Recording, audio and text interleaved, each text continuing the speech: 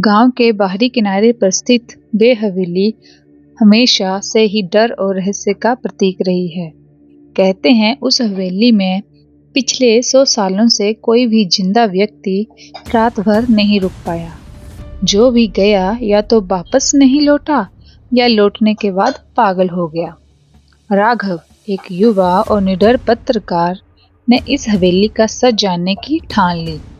वे बचपन से ही अजीब घटनाओं और रहस्यमयी कहानियों को सुलझाने में दिलचस्पी रखता था। गांव के बुजुर्गों ने उसे बहुत समझाया कि वे हवेली के करीब भी ना जाए, लेकिन राघव ने किसी की बात नहीं मानी। शाम का समय था, सूरज ढल चुका था और हवाओं में अजीब सी ठंडक और खामोशी थी। राघव ने अपना कैमरा, टॉर्च और कुछ जरूरी सामान लिया और काली हवेली की ओर बढ़ गया। हवेली के मुख्य दरवाजे पर पहुंचते ही उसे अजीब सी सरसराहट सुनाई दी। ऐसा लगा जैसे किसी ने उसके कानों में फुसफुसा कर कहा, यहाँ से लौट जाओ। लेकिन राघव ने इसे अपना भ्रम समझा और अंदर कदम रखा। हवेली का आंगन बड़ा था, पर पूरी तरह वीरान। चारों तरफ टूटी फूटी दीवारें, झाड़ झंखाड़ और घुप अंधेरा था। जैसे ही राघव ने टॉर्च जलाकर अंदर की ओर देखा, उसे दीवार पर खून से लिखे हुए कुछ शब्द दिखे। मौत तुम्हारा इंतजार कर रही है, मौत तुम्हारा इंतजार कर रही है। राघव का दिल एक पल के लिए धड़कना भूल गया, पर उसने खुद को संभाला और आगे बढ़ा। हवेली के अंदर घुसते ही एक बड़ा हॉल में उसे फर्श पर एक पुरानी डायरी पड़ी मिली।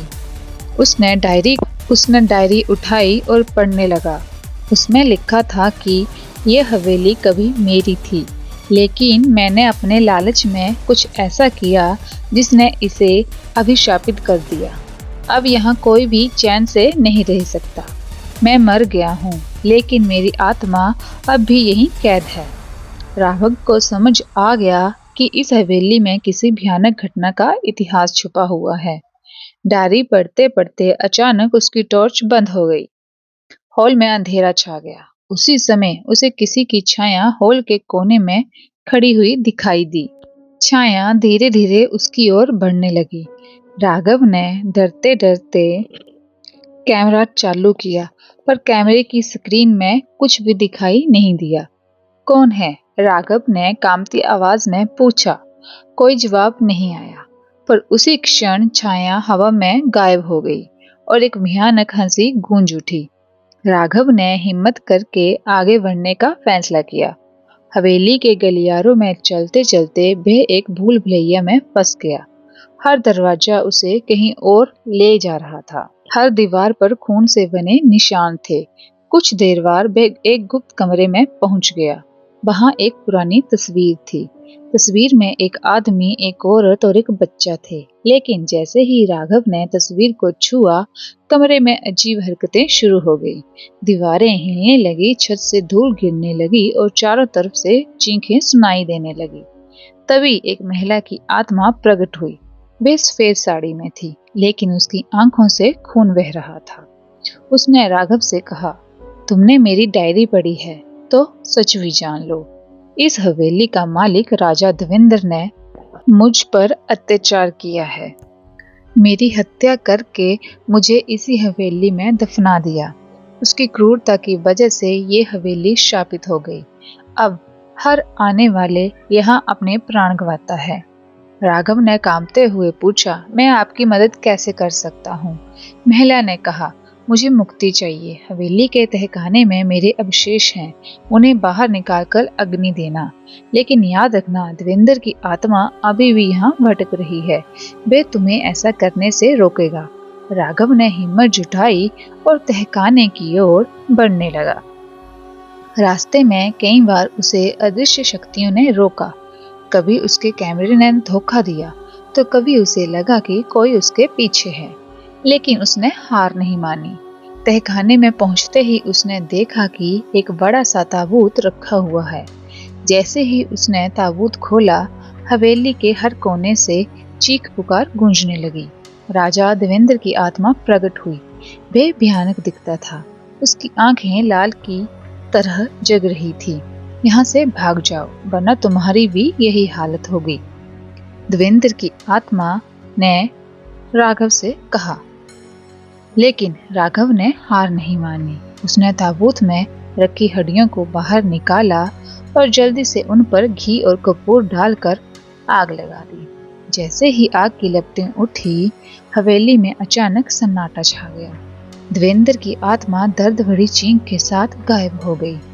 महिला की आत्मा मुस्कुराई और राघव से कहा, तुमने मुझे मुक्ति दी। अब यह हवेली श्राप मुक्त हो गई है। धन्यवाद। राघव थक कर वहीं गिर पड़ा। जब उसकी आंखें खोली तो सुबह हो चुकी थी। हवेली अब पहले जैसे डरावनी नहीं रह चुकी थी।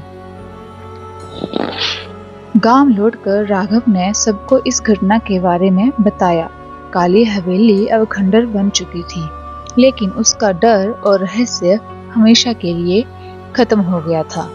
राघव की बहादुरी की चर्चा दूर दूर तक होने लगी और उसकी ये कहानी इतिहास बन गई।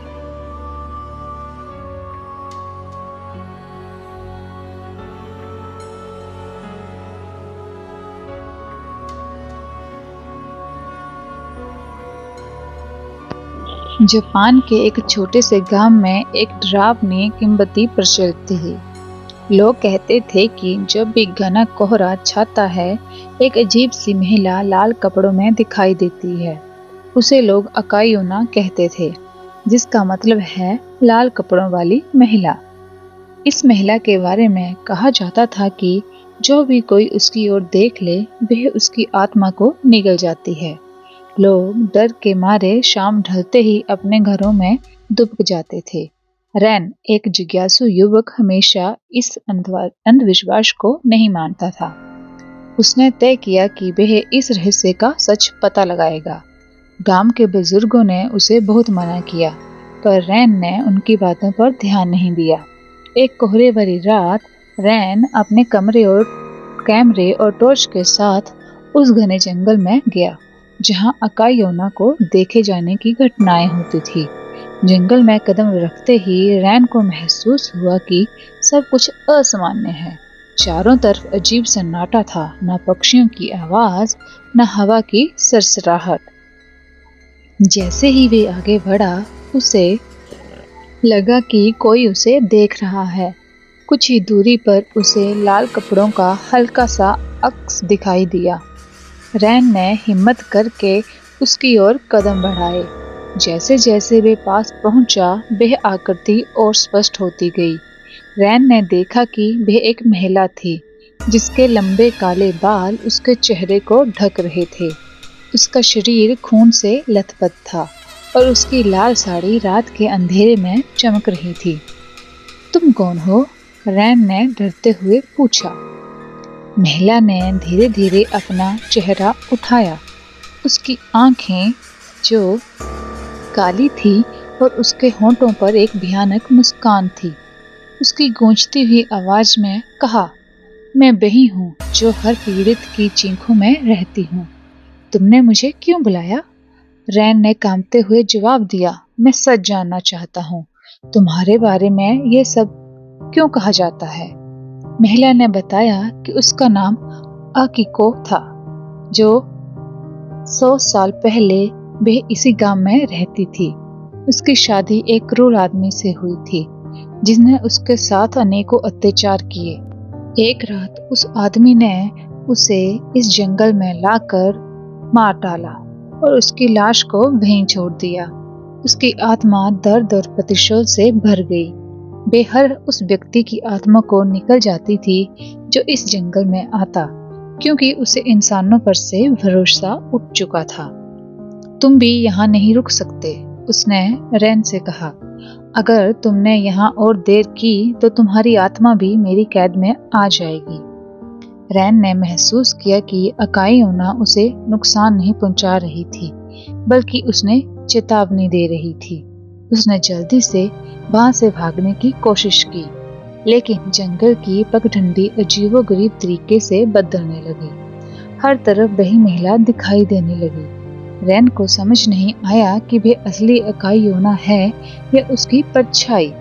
हर दिशा से गूंजती आवाजें और उसके कानों में चीखने लगी, तभी यहाँ से कोई नहीं बचे के जा सकता है। अचानक रैन को अकीको की कहानी का एक सुराग याद आया।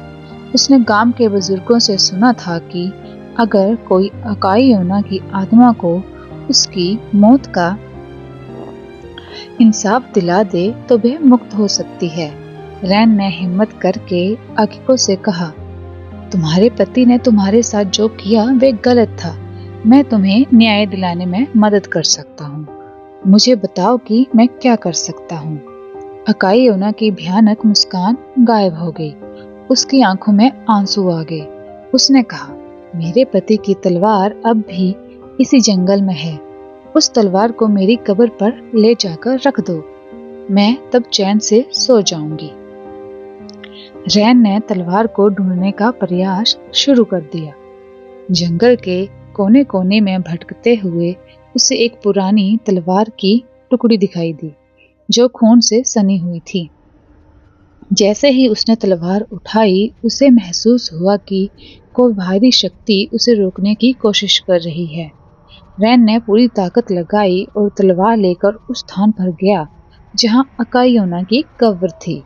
उसने तलवार को कब्र में रख दिया और प्रार्थना की। तुरंत जंगल में रोशनी फैल गई। अकाई योना का खून से सना शरीर धीरे धीरे गायब होने लगा और उसकी आत्मा शांत हो गई। उसने रैन से कहा, तुमने मुझे मुक्त किया। अब ये जंगल फिर से शांत होगा। तुम्हारा धन्यवाद। रैन ने राहत की सांस ली और गांव लौट आया। उसने गांव वालों को पूरी कहानी सुनाई। अकाई योना का भय अब खत्म हो चुका था, लेकिन रैन को ये बात हमेशा याद रही। बेरात वह महिला और उसकी कहानी इंसानी क्रूरता का वे चेहरा थी जिसे भूलना नामुमकिन था।